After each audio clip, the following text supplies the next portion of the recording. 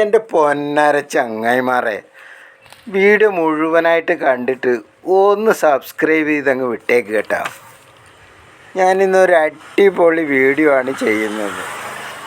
കശുമാങ്ങേനെ കൊണ്ടുള്ള ഒരു ചെറിയൊരു പരിപാടിയാണ്.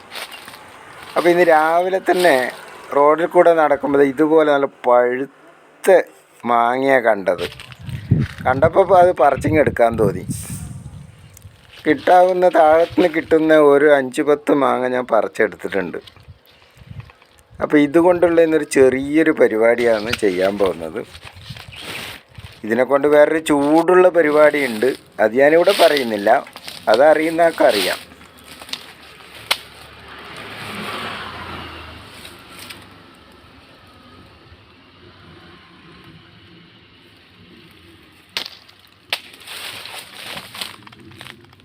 വൃത്തിക്ക മാങ്ങ കൊണ്ടൊരു കിടിലം ഐറ്റമാണ്.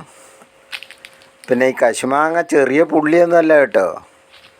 അത്യാവശ്യം നമ്മുടെ ദാഹം ശമിപ്പിക്കാനും ഒരു 2-3 തിന്ന വിശപ്പും കൂടി അവിടെ നിൽക്കും.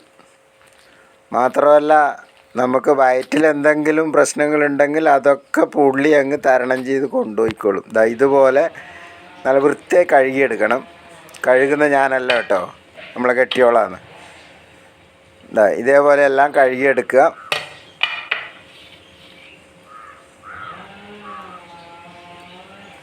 എന്നിട്ട്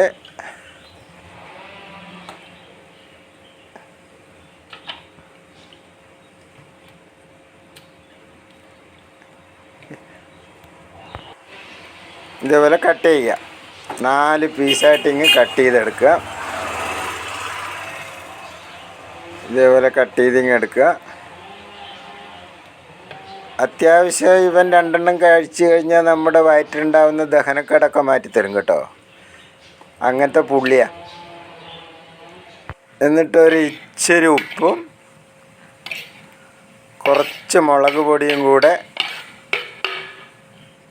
ചേർത്ത് ഒന്ന് മിക്സ് ചെയ്തെടുക്കുക.